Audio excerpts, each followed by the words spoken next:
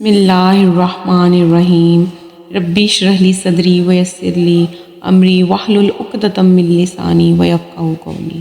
محترم ناظرین، السلام علیکم۔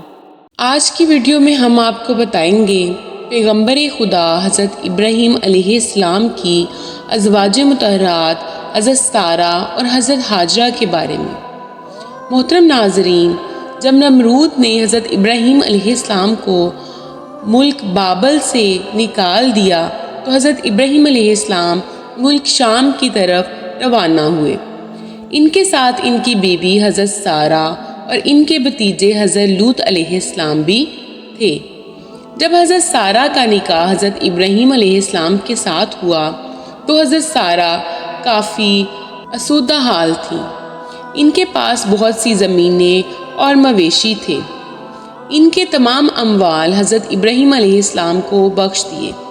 حضرت ابراہیم علیہ السلام نے اپنی مہارت سے تمام امور کی اصلاح کی، مویشیوں اور زراعت میں ترقی ہوئی، یہاں تک کہ بابل میں کسی کا حال ان سے بہتر نہیں تھا۔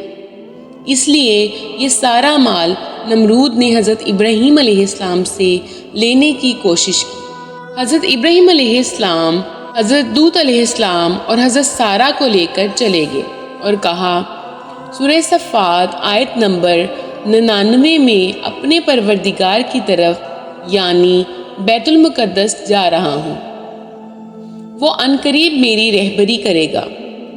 حضرت ابراہیم علیہ السلام ایک غیور انسان تھے، اس لیے انہوں نے اس سفر میں اپنی بیوی حضرت سارہ کو ایک صندوق میں بند کر دیا تاکہ وہ غیر مردوں کی نظروں سے محفوظ رہے۔ لیکن راستے میں مصر پہنچے، جس پر ایک عرب بادشاہ حکومت کرتا تھا۔ اس ملک کی سرحد پر ایک سپاہی نے حضرت ابراہیم علیہ السلام کو اپنے مال کا محصول ادا کرنے کے لیے روک لیا۔ وہ آپ کے سامان کی جانچ پڑتال کرتے کرتے اس صندوق کے پاس آیا اور بولا، یہ صندوق کھول کر دکھائیں۔ حضرت ابراہیم علیہ السلام نے کہا، فرض کرو کہ یہ صندوق سونے یا چاندی سے بھرا ہوا ہے، اب اس کے لیے جو کچھ تم چاہتے ہو میں وہ تمہیں دے دیتا ہوں، لیکن تم اس کو مت کھولو۔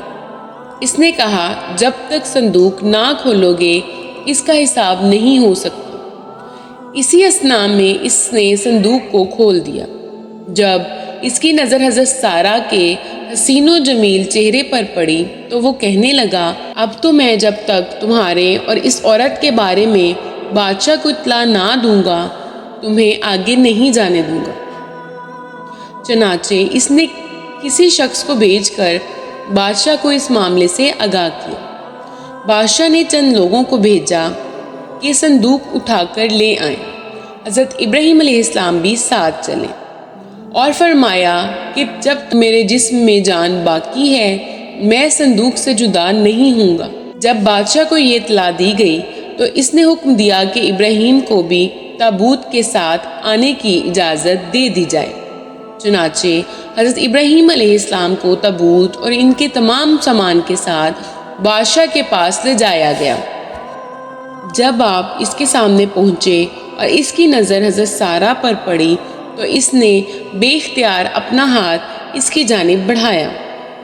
حضرت ابراہیم علیہ السلام جو غیرت اور حمیت کا سرچشمہ تھے وہ سخت پریشان ہوئے اور ادھر سے منہ پھیر کر اللہ تعالیٰ سے کہا، اے پروردگار، میرے اہل حرم کو اس شخص کے ہاتھ سے محفوظ رکھنا۔ اسی وقت بادشاہ کا ہاتھ سوکھی لکڑی کی مانند ہو گیا اور اس نے حضرت ابراہیم علیہ السلام کو مخاطب ہو کر کہا کہ تمہارے خدا نے میرا ہاتھ خشک کر دیا ہے۔ حضرت ابراہیم علیہ السلام نے فرمایا، ہاں، میرا خدا غیور ہے اور وہ حرام کاموں کو ناپسند کرتا ہے۔ بادشاہ نے کہا، آپ اپنے خدا سے دعا کریں کہ وہ میرا ہاتھ ٹھیک کر دے، میں آپ کے حرم کے ساتھ کوئی ایسی حرکت نہیں کروں گا۔ چنانچہ حضرت ابراہیم علیہ السلام نے دعا کی اور بادشاہ ٹھیک ہو گیا۔ تاہم اس نے دوبارہ حضرت سارہ کی جانب دیکھا اور اپنا ہاتھ ان کی طرف بڑھایا، اس سے پہلے کہ اس طرح اس کا ہاتھ پھر خشک ہو گیا۔ اب اس نے دوبارہ حضرت ابراہیم علیہ السلام سے دعا کی، درخواست کی۔ آپ نے فرمایا اب میں تمہارے ہاتھ کے شفا یاب ہونے کے لیے اس شرط پر دعا کروں گا کہ تم پھر سے اپنا ہاتھ آگے نہیں بڑھاؤ گے۔ اگر تم ایسا کرو گے اور تمہارا ہاتھ خشک ہو جائے تو پھر تم مجھ سے دعا کے لیے نہیں کہو گے۔ بادشاہ نے یہ شرط مان لی۔